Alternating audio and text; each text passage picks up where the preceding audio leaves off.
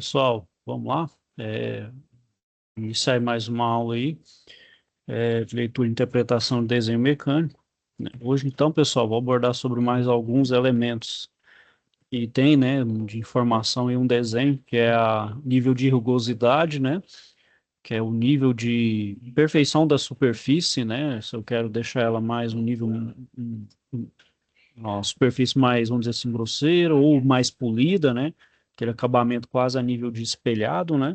Vou falar também da tolerância dimensional, né? Que faz parte aí do desenho, né? A gente coloca ali devido a erros, né? A gente sabe que a fabricação não sai perfeitamente como a gente coloca ali no desenho. Então, tem uns certos desvios que a gente pode colocar como dentro de um aceitável ou não. Então, isso é a chamada tolerância dimensional. Ele tem tanto tolerância da dimensão quanto geometricamente, né, com relação, por exemplo, à geometria. E isso pode ser a geometria de uma peça só ou de uma combinação de peças, né? Então a gente vai ver isso aí hoje. Aí antes de iniciar, pessoal, que é só um vídeo da indústria e logo em seguida a gente inicia.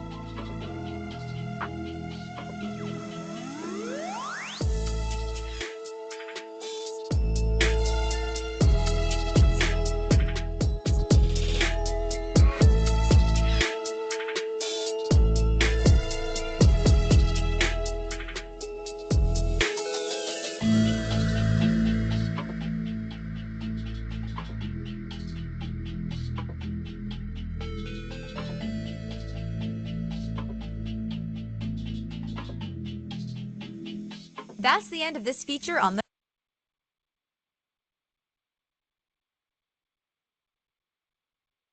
Bom, pessoal, vamos lá, deixa eu iniciar com a aula de hoje.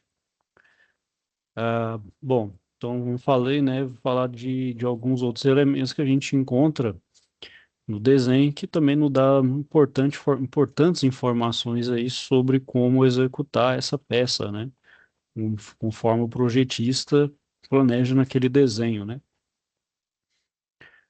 Bom, então toda peça, né, pessoal, todo conjunto, ele precisa de um material, né, e esse material, né, tem que saber como é que eu quero o acabamento dele, né. Então, esse material pode ser qualquer um, né, o aço, que é o mais comum, cobre, ferro, plástico, compósitos, né, madeira, enfim, qualquer outro material aí existente aí no mercado, né. Bom, você pode solicitar então que essa peça tenha um estado de superfície bruto, né, do jeito que foi, por exemplo, passou por um processo de fundição ou por um tratamento térmico, não tem nenhuma remoção de material, ou você pode solicitar que tenha uma certa remoção de material e um certo nível de acabamento na superfície, né? Então, claro, por exemplo, vamos pensar ali em peças estruturais, né? Numa peça estrutural, né, onde a estrutura ali é importante, eu não preciso preocupar muito com o acabamento, né? Por exemplo, as vigas de aço ali, mas você não precisa ter uma superfície lisa ali, perfeita, né, polida. Pode simplesmente passar uma tinta ali de proteção, alguma coisa para anticorrosão, não precisa de muita coisa, né? Já que o aço é para estrutural, né? Para manter ali a integridade da edificação, né? Agora, por exemplo, isso é estrutural, né?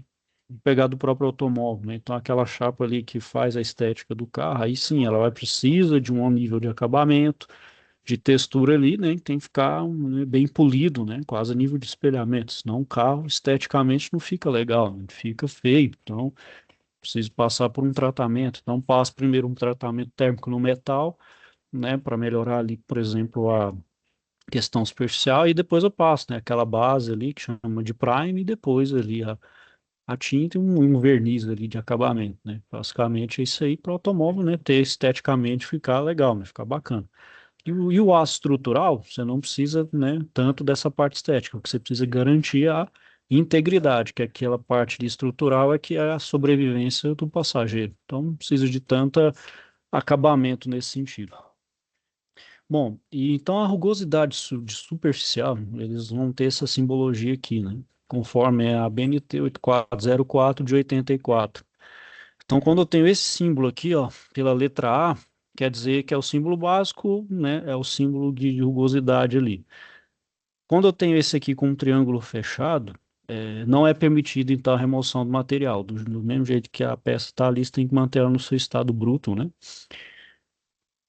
E essa outra aqui com essa circunferência, né? Então é quando a superfície deve ser mantida da mesma forma que foi obtida antes da fabricação e também de forma nenhuma retirar material, né?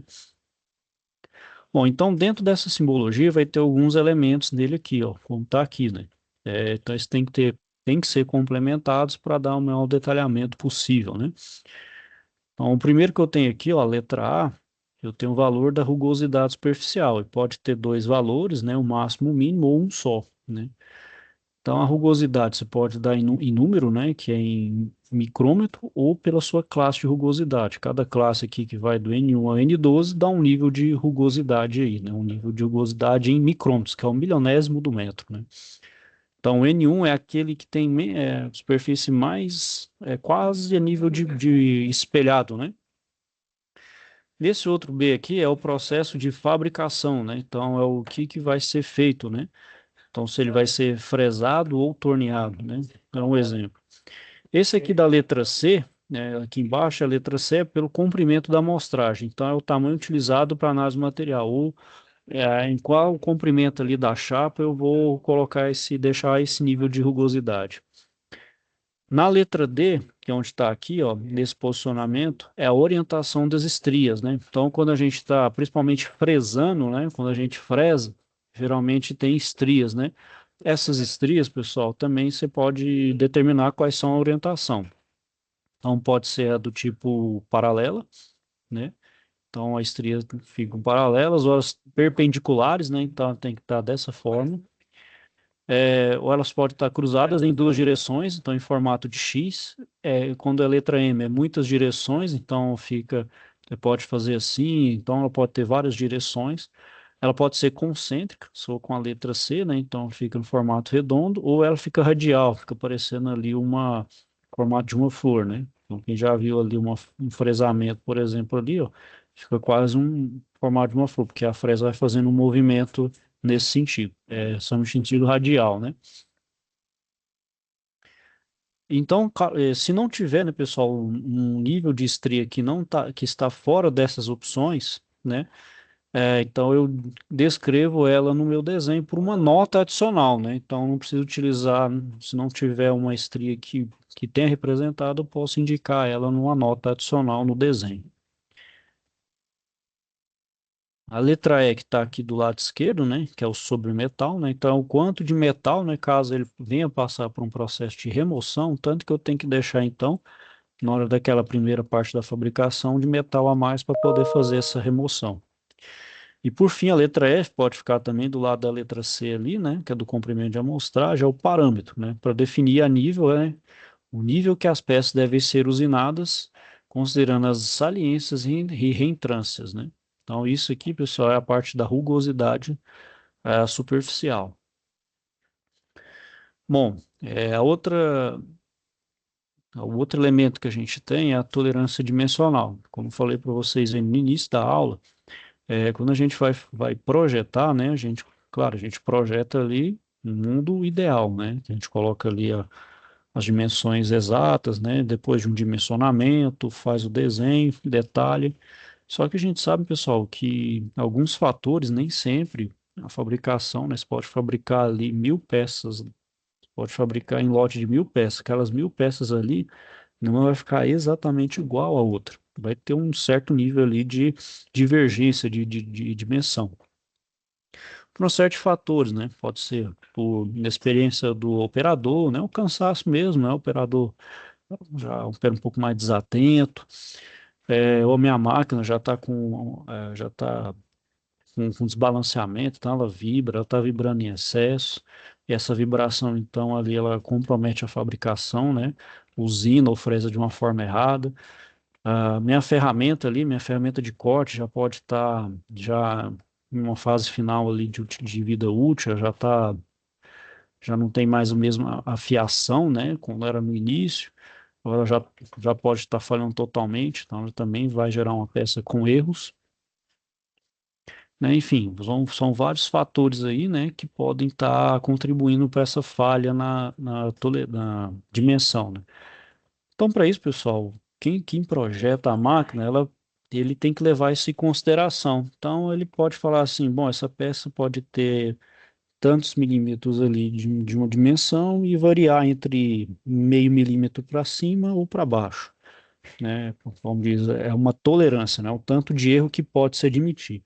Isso vai variar também, pessoal. Essa tolerância vai variar de área para área. Por exemplo, na área de edificação, né? Uma área de edificação, ela tolera erros maiores, né? Ela tolera ali um erro mais assim, com uma ampla faixa. Claro, não pode ser nada além também, senão você pode estar também, por exemplo, for um prédio, você pode estar comprometendo ele e derrubando. Mas comparando, por exemplo, com a indústria aeroespacial, né, aeronáutica, né? Então, por exemplo, o avião é um aparelho crítico, então eu não posso fabricar nenhuma peça de avião com tolerâncias muito altas, né? Porque tem que ser o mais exato possível, porque são peças, o avião, né, não só uma peça específica do avião, mas todo o conjunto, ele é um conjunto crítico.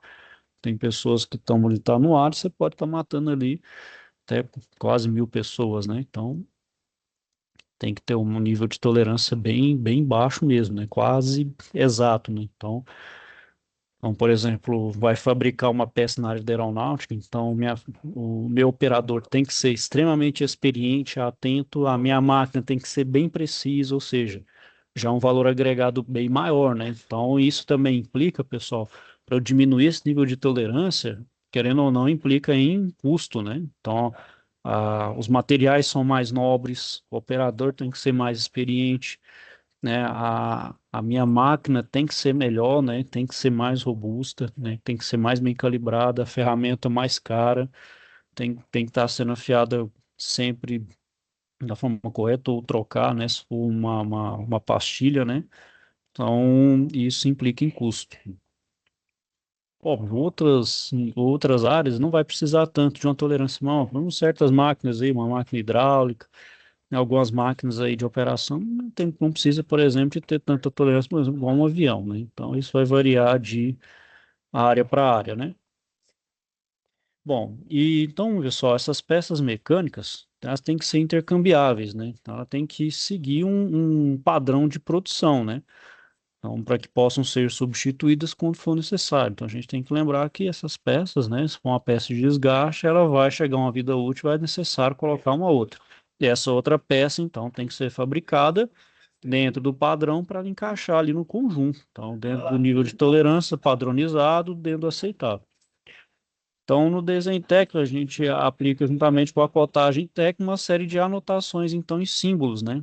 Então, que apontam os limites de desvios dimensionais aceitáveis para que uma peça, então, funcione corretamente. Então, esse limite, então, a gente chama de tolerância dimensional. Então, a norma, pessoal, que rege essa parte da tolerância é a 6158. Então, ela vai determinar, então, princípios, tabelas e instruções que se aplicam, então, à tecnologia mecânica.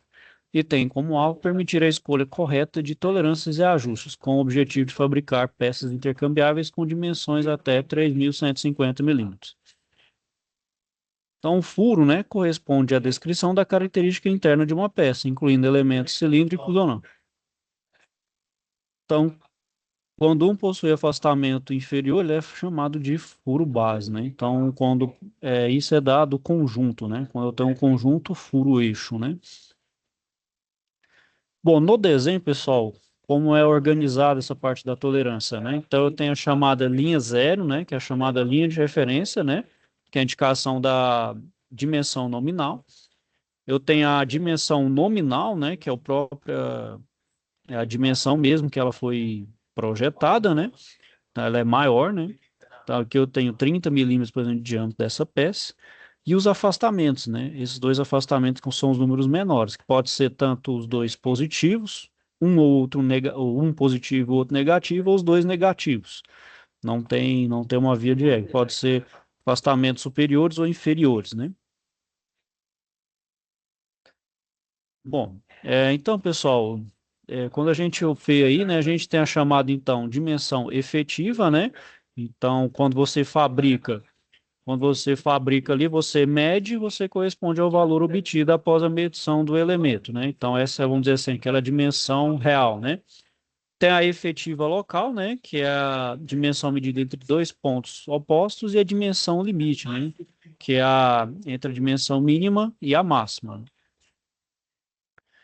Bom, então, pessoal, aqui a gente tem um exemplo de afastamentos positivos, né? Então, por exemplo, tem uma dimensão máxima, então aqui eu tenho 30 mais 0,28, eu tenho 30,28 milímetros. E a dimensão mínima é 30 mais 0,18, dá 30,18. Ou seja, essa peça aqui, ela pode ter uma dimensão mínima de 30,18 e 30,28. Fiz a peça, por exemplo, fabriquei essa peça, e vamos supor que um lote de 50 peças aí deu uma média de 30,32. Aí você fala, aí você pensa, poxa, alguma coisa na fabricação saiu errado, porque saiu justamente fora do limite máximo. O que isso vai implicar, pessoal? Vai dar problema, isso vai gerar retrabalho. Então, eu tenho que pegar essa peça e passar para o outro processo, ou fazer uma remoção, ou fazer tudo de novo. Então, vai dar, chama retrabalho. Pensa aí o tanto que isso é prejudicial para a indústria. Então, tem que fazer muito bem projetado, as máquinas têm que estar muito bem calibradas para sair tudo dentro do conforme. Você vê, mas 30,32, só 0,04. Sim, e se for essa peça se encaixar com outra lá, e a tolerância é justamente para 30,28 e deu 30,32. Nossa, a diferença é pequena, mas você vê que É uma diferença pequena, pessoal, mas e erra ali, ó, para fazer um encaixe numa peça, dá muito problema, né? Então, tem que se pensar bem mesmo, né? Por isso que a tolerância está isso. Ainda pode, como diz, ainda permite-se um erro, né? O erro só não pode ser muito além dos limites mínimos e máximos, né? Aqui a gente tem uma situação em que ambos os afastamentos são negativos, né? Então, a dimensão ela vai ser, como diz, jogada para baixo. Então, tem aqui o mesmo eixo, agora 18 milímetros, tem então a dimensão máxima de 18 menos 0,2, que vai dar 17,8, e a mínima, né, de 18 menos 0,41, que é 17,59, ou seja, esse aqui de 18 milímetros de diâmetro, ele vai orbitar entre 17,59 e 17,8. Se for 18 exatamente, talvez ainda vai dar problema. Então, ele tem um afastamento já negativo. Então, é 18, mas ele tem que orbitar para menos, né? Bom, a dimensão efetiva, pessoal, então é aquela dimensão, né, obtida na peça após a fabricação, né? Então é aquela que é considerada para ser utilizada quando as dimensões, então, está dentro do limite, né? E a tolerância é aquela variação entre o máximo e o mínimo, né? Então eu tenho mais um outro exemplo aqui, né? Então aquele 40,28 menos 40,15, então eu tenho uma tolerância, um erro de 0,13, né? Entre o mínimo e o máximo. Então, ele pode ter esse erro aí de 0,13, né? Bom, além da tolerância já em número, a gente também pode colocar em classes, né? Então, a gente tem aí os afastamentos de eixos e furos, né? Que aí, no caso, aqui a gente está dando a tolerância aí de montagem, né? Que é a tolerância geométrica entre duas peças, né? Então, é usada a unidade micron, que sempre é a milionésima parte do metro, né? Bom, então aqui, ó, tem os tipos de encaixe, né? Então a gente vai ter o encaixe com folga, né? Aquele que o furo é maior do que o eixo. A gente tem com interferência, né? Então meu eixo é maior do que o furo. Geralmente nesse tipo de montagem, pessoal, vai ser necessário ter essa interferência. Então, por exemplo, o pistão, né? O pistão ali ele tem que ter uma folga. Por quê? O pistão por exemplo, de motor, ele vai fazer o movimento ali dentro da camisa, do cilindro. Aí tem que pensar que ele vai estar em atrito em alta temperatura, ou seja, esse metal, de certa forma, ele vai expandir. Então, essa folga tem que ser necessária considerando a temperatura e que o material expande. Então, ele vai preencher essa folga aqui. Então, por isso tem que ter esse encaixe como folga a princípio. Já com interferência, pessoal, a gente, para pensar aí numa montagem mecânica, é numa montagem de um eixo com engrenagem ou em uma polia. Porque o eixo tem que estar bem encaixado na engrenagem para poder então transmitir. Porque senão, se tiver com foco, o que que acontece? O meu eixo e o engrenagem eles vão deslizar um no outro e não vai então ter então a transferência correta de movimento. Então, com isso eu perco engrenamento, eu perco transferência de energia, né? A mesma coisa para a polia, né? A polia, por exemplo, ali, ela escorrega até com relação à correia. Posso estar gerando um escorregamento e também não transfiro corretamente a carga. Isso gera problema também. Então, por isso tem que ter esse encaixe com interferência. Bom, além da tolerância dimensional, pessoal, a gente tem a chamada tolerância geométrica. A tolerância geométrica a gente tem para elementos isolados, né, para uma peça única, ou para elementos associados. Então, como eu tenho duas peças, né? Então, por exemplo, eu tenho a tolerância de forma, que pode ser então a retitude, né? Então, por exemplo, se uma peça está reta, ou de planeza, né? Se dois planos ali, nível de planeza, circularidade, né? A gente vai ter a cilindricidade, um perfil de linha qualquer e um de superfície qualquer, né? Já para elementos associados, a gente vai ter, com relação à orientação, a gente tem o paralelismo, a de perpendicularidade, a de inclinação. Com relação à posição, é a de posição, a de concentricidade, a de coaxilidade e a de simetria. E a de batimento, né, a gente tem aí a circular e a total. Ok, pessoal? Então, alguém tem alguma dúvida aí, questionamento?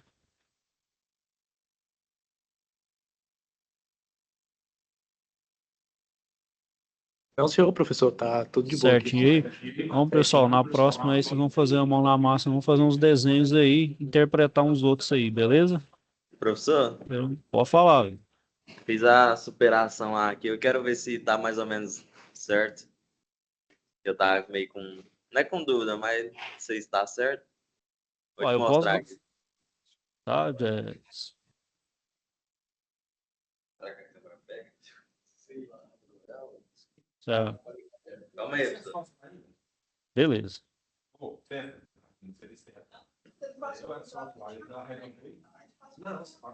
E, ó, professor, mais ou menos assim. É 20 pontos, se você quiser deixar o dia lá para ficar sossegado, 20 pontos no dia. Aí. Só que aí a sua vista frontal ficou igual a lateral ou você só fez uma primeira aí? Ah, aqui tem várias, né? É porque eu tô mostrando só a primeira aqui, ó. Ó, tem a lateral. A de cima, né? Inferior, né? Superior e Não, inferior. tá certinho, é isso aí mesmo. Aí posterior é das costas, né? De trás. Isso, olha, como você olha ela por trás mesmo, né? Ah, então tá certo. Mais ou menos isso aqui, né? Não, é isso aí mesmo. Aí faz as vistas e faz as cotas. E as medições não tá 100% certa, né? Porque, né? Tipo assim, eu coloquei mais ou menos a... Eu não sei se é, porque assim, as medidas estão ali, eu não sei se a proporção daquele desenho está correta, né? Se de fato assim, você tem 20 mesmo, né? Pode ser se que a fosse proporção tenha uma divergência, mas não, aí não tem problema não, é só colocar mesmo a cota, é só fazer o perfil correto, né? Fez o perfil ali beleza. das vistas, é o mais importante. Não, certinho então, professor. Certinho, pessoal? Bom, então eu vou finalizar então a aula aqui por hoje. Acho que então, qualquer uma dúvida, um questionamento, estou à disposição aí de vocês. Bom, pessoal, Beleza. então é isso aí, pessoal. Boa tarde então a todos aí. Fiquem com Deus e até Boa amanhã. tarde. Com Deus.